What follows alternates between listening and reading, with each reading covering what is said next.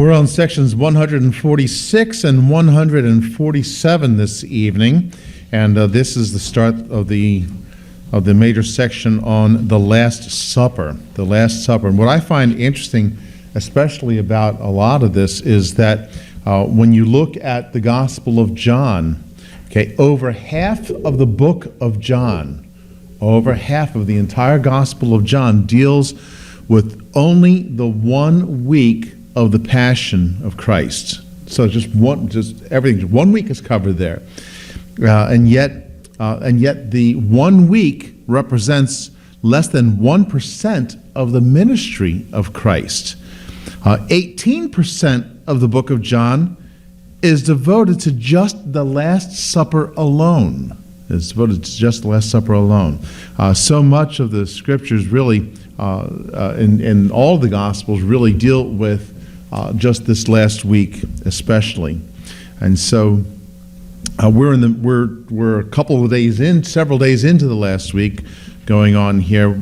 We get to section 146 then, acquiring the room for the Last Supper.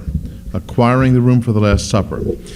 Okay, so the first question is, when did Jesus meet with the disciples to begin the Passover celebration? When did he meet with the disciples to begin the Passover celebration? And you probably noticed that the wording is a little bit carefully stated here. And this is going to be based on Mark chapter 14, verse 12. It says, "In the first day of unleavened bread, when they killed the Passover, his disciples said unto him, Where wilt thou that we go and prepare that thou mayest eat the Passover?" Okay, so the timing of the supper is important here. So what is the answer that we got? A. Okay, actually it is not A, it is definitely B. It is definitely B, and there is going to, and if you selected A, it's because there is some confusion that goes along with this because of how things are stated. Notice it says the first day of unleavened bread when they killed the Passover. This is when it's taking place. Okay, except for one thing. When does the day begin? The evening before. That's one of the things that screws up our understanding. Okay. Yeah. Okay. Every once in a while there's a little trick. There's a little trick coming up. I'll tell you so you can sort of figure it out ahead of time. It's the difference between the word you and thee.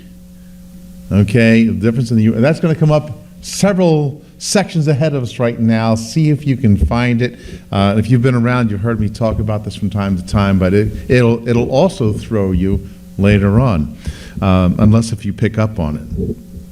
Okay, so the timing of the supper that Jesus had with the disciples is significant for understanding the timing of the crucifixion and the resurrection. Okay, because you might end up with, as is implied in one of the other answers, on a Thursday rather than on a Wednesday. Passover was a 7-day event with the eating of the Passover lamb on the first day. However, as Luke points out, Jesus was meeting on a day of unleavened bread, which began the night before the lamb was actually killed. So he's gathering disciples to eat, and when he says he wants to eat the Passover with them, the Passover was 7 days long. Actually, it was 8 days long because of this first day of unleavened bread. The Passover meal specifically was on the second day after the celebration started. So you have the word Passover referring generally to the whole time period, that whole week, but the Passover Seder, the Passover meal, it's actually on the second day. So you'd have the first day of unleavened bread, starts at nighttime. Then you will have the Passover lamb killed. Then comes the night when they ate the Passover lamb, which is the beginning of the second day. Okay, so this day was not technically part of the 7-day Passover celebration, which is why Passover is actually observed for 8 days.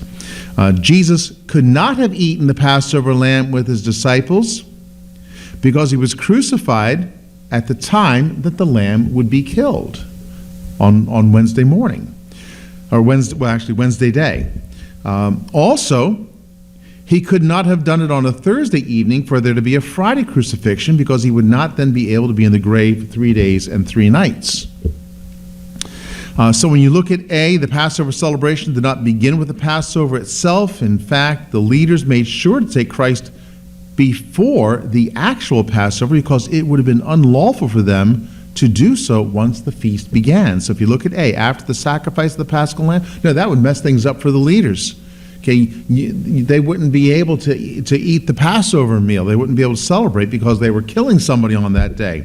John 18:28 says, "Then led they Jesus from Caiaphas unto the hall of judgment, and it was early, and they themselves went not into the judgment hall, lest they should be defiled, but that they might eat the Passover." So they are steering clear of that. So Passover is the next day. Now, one of the reasons why this is significant is that what Jesus had with them was not technically the Passover Seder. He did not actually eat the Passover meal with them. And if you go online, you can see some discussion back and forth and what people are holding to. Typically, those who would like to suggest that Christ was crucified on a Friday so they can maintain their Good Friday services, they'll monkey around with this, and it just doesn't work as you start to really analyze what they're saying. You start detecting things are not quite right. Also, John, according to B, John specified, now John does not appear in these scriptures over here, but when you look at the later passage, John specifies that it was the day of preparation of the Passover. John 19:14 says, "And it was the preparation of the Passover, and about the 6th hour, and he saith unto the Jews, Behold your king." Okay, so Mark and Luke point out that it was on the preparation day when the Passover was killed. And that's going to be Mark 14:12, which we just read. And also Luke 22:7, "Then came the day of unleavened bread, when the Passover must be killed." So it's really kind of explicit. Okay, so, and B is the right answer, yeah. So the night would mark the beginning of the next day when the Passover Seder would actually occur. Although Jesus was making ready for the Passover, and that'll throw you. He says he would like to eat the, he would like to be able to have this Passover with them. Okay, but it's the celebration in general, not the Passover meal itself, not the Passover Seder. So Jesus was making ready for the Passover. He would not get to celebrate the Seder with the disciples. Speaking of Seders, we were just looking it up and making sure we have coming in the Jews for Jesus this year for Easter, and they're going to be doing a Seder presentation. I think I asked them one year.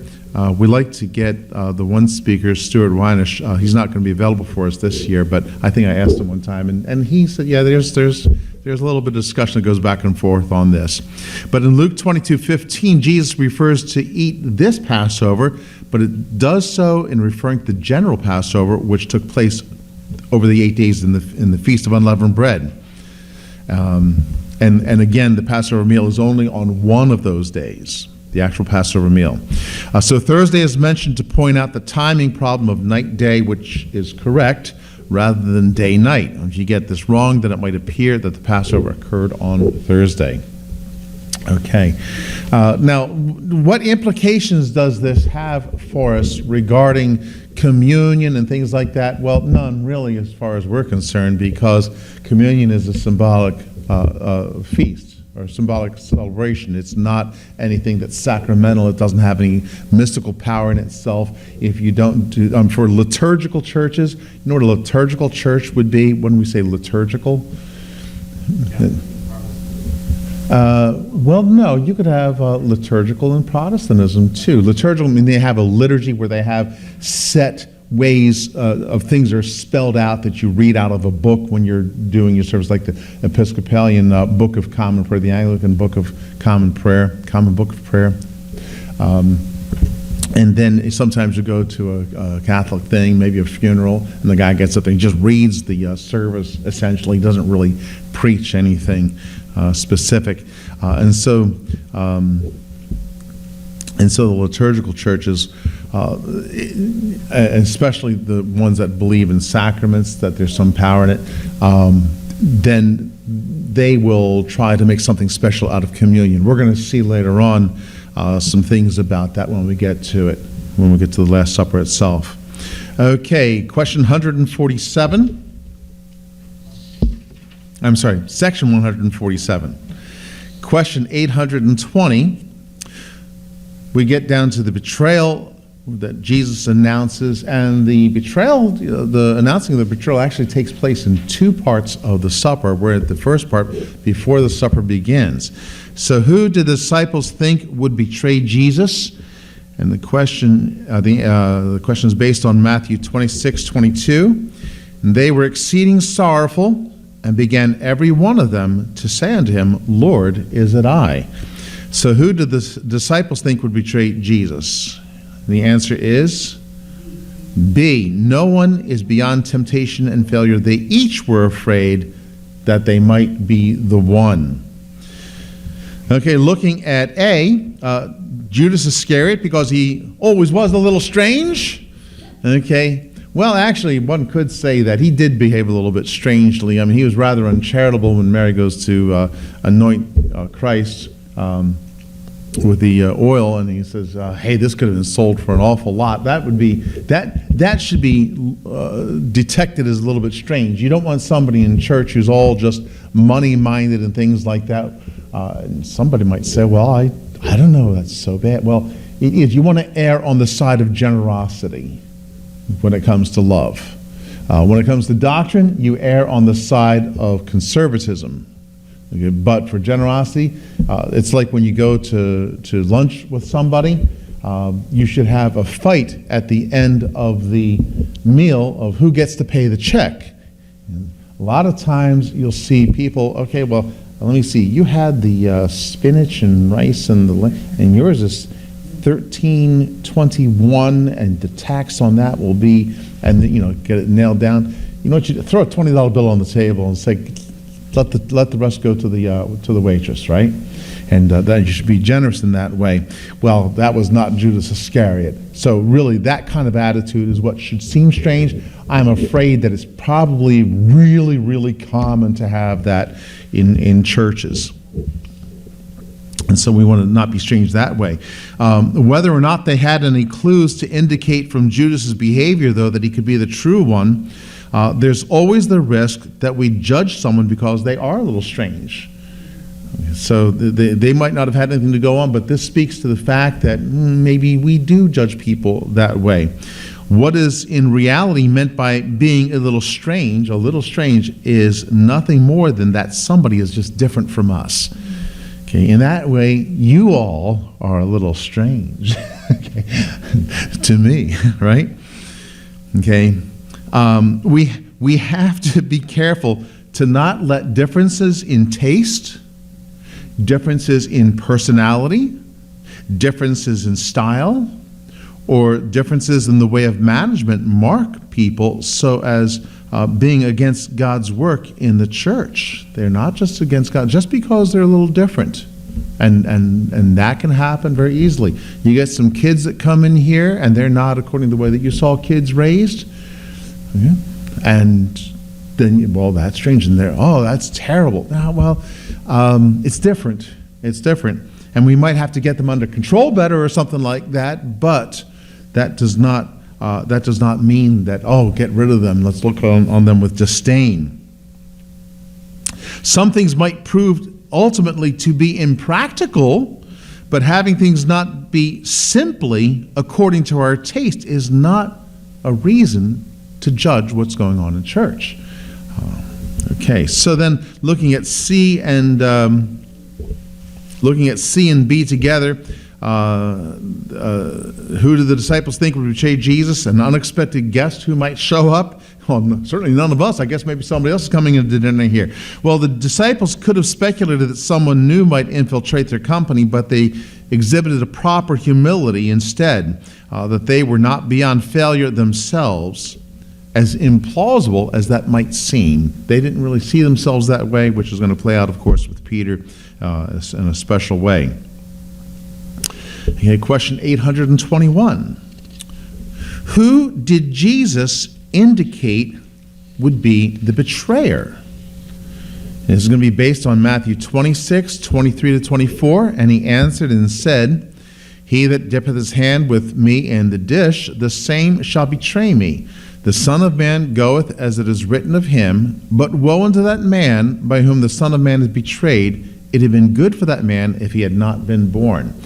And this marks a very special way that Jesus is talking all the way through this that I think we'll take notice of. And so the answer that we should have gotten was A. He said it would be the one who was intimate with them, dipping his hand in the dish with him.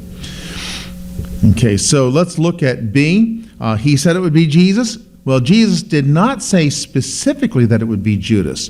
Now, what's going on here, and this will sort of repeat itself, Judas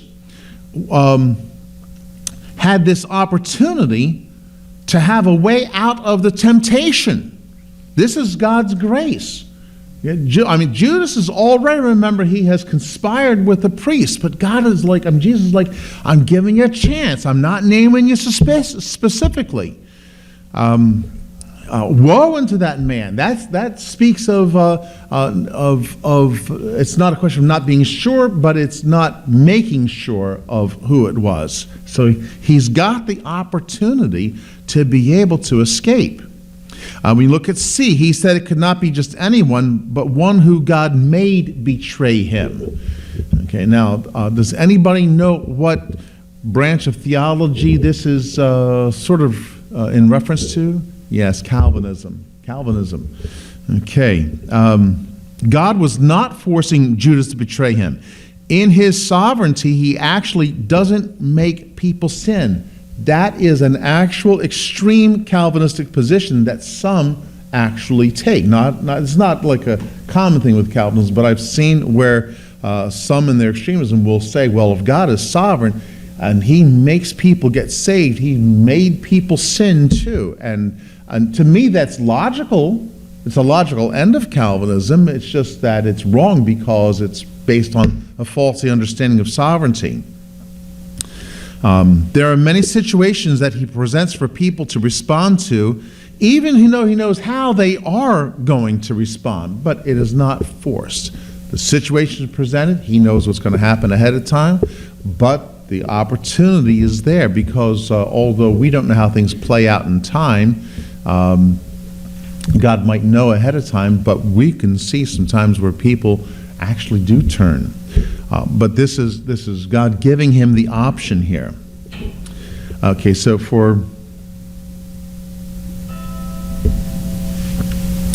let me see.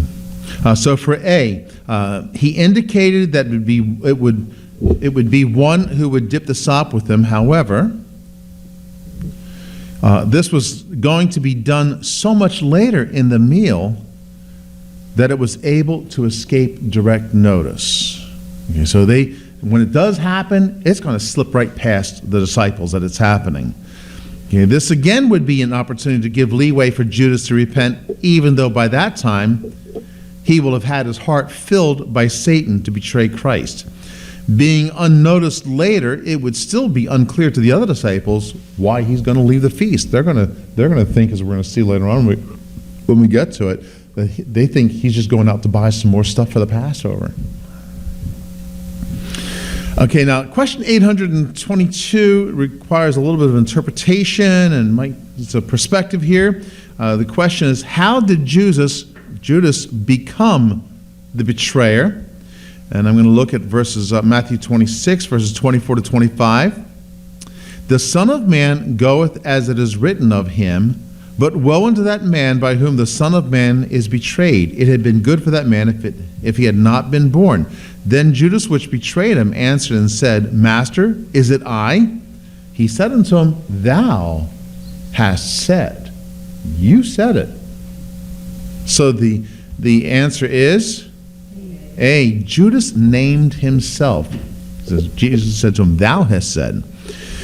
Okay, when you look at C, the disciples voted and named him. Well, this was not a popularity contest for the one most likely to succeed, or in this case, the one most likely to fail, Christ. Now, we might struggle on the way on who we vote for, not knowing how true or good a candidate is, but this was not a matter of a popular election. And I find it interesting that you would say, well, who would ever do such a thing anyhow? That's a stupid idea. Except, we actually did that when we were at the Coast Guard Academy. I don't know if they have this practice today, but at the end of every semester they had what they called adaptability reports. And so what they would do is they would have each cadet who would write up from their company who they rated as top student and who they rated as bottom students. So they voted who was not adapting very well, and so there was an actual vote that was taken that way. And the story would be if you got bad report on your adaptability report for so many semesters in a row, you could actually be asked to leave the Coast Guard Academy. And I don't know if they do that in the other academies, but I thought that was kind of interesting. I know, throughout the military for officers that you think, well, what do you just keep, like Boy Scouts getting merit badges and you just keep advancing in rank because you score points? Or no, if you, in the officer corps, I don't know if this is in the Philippine military the same way, Brother Tom. I'm going to guess that it is, but if you get passed over twice, then you have to retire.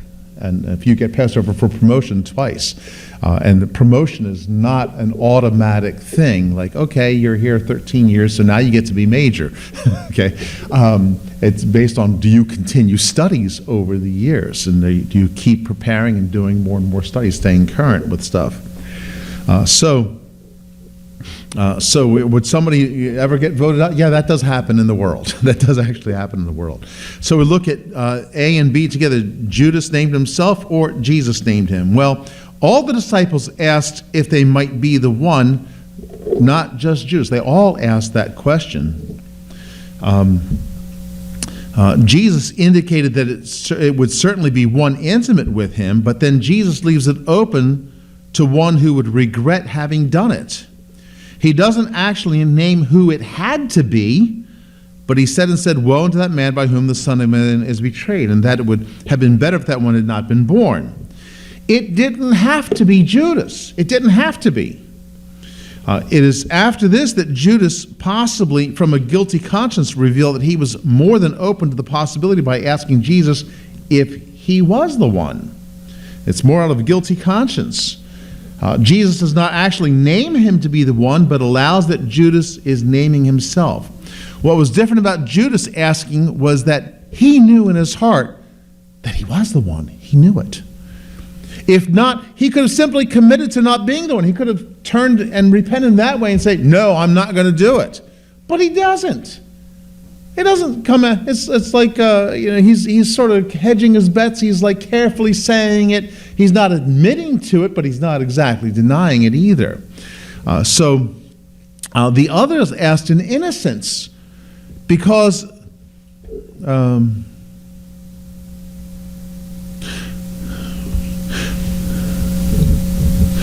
since they were not contemplating betraying Jesus, they were genuinely baffled.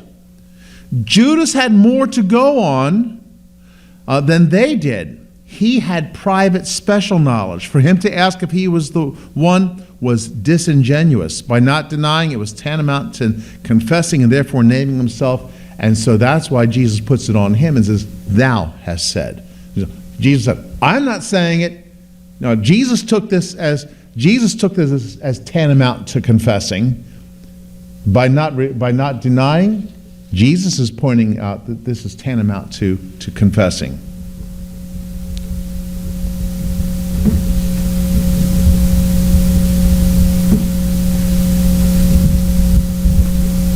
Making a note here.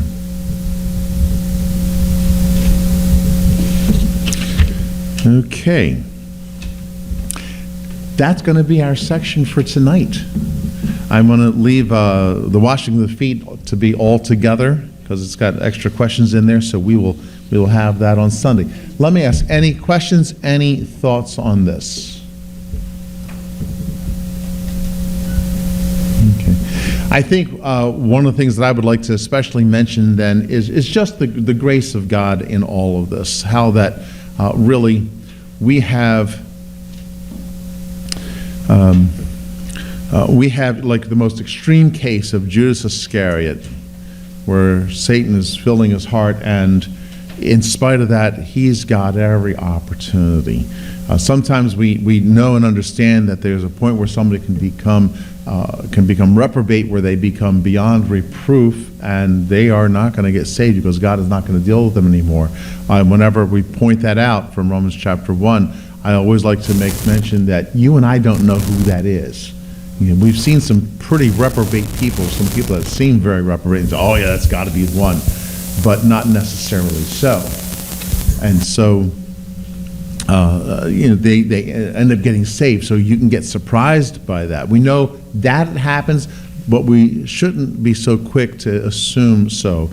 You know, look at Judas Iscariot, about as bad as you can get, about the worst position to be in, and yet God was being gracious to him anyhow.